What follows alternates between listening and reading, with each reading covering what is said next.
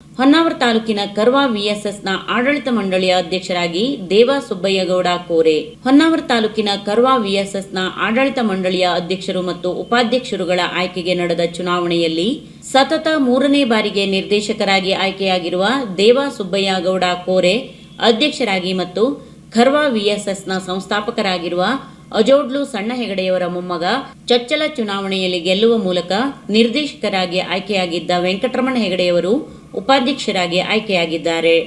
December 28ರಂದು ನಡೆದ ಕರ್ವಾ ವಿಎಸ್ಎಸ್ನ ನಿರ್ದೇಶಕರುಗಳ ಚುನಾವಣೆಯಲ್ಲಿ ಸಚಿವ ಮಂಕಾಳ ವೈದ್ಯರ ಬೆಂಬಲಿಗರ ತಂಡ ಎಲ್ಲ 11 ಸ್ಥಾನಗಳನ್ನು ಗೆಲ್ಲುವ ಮೂಲಕ ಪಾರಮ್ಯ ಮೆರೆದಿತ್ತು.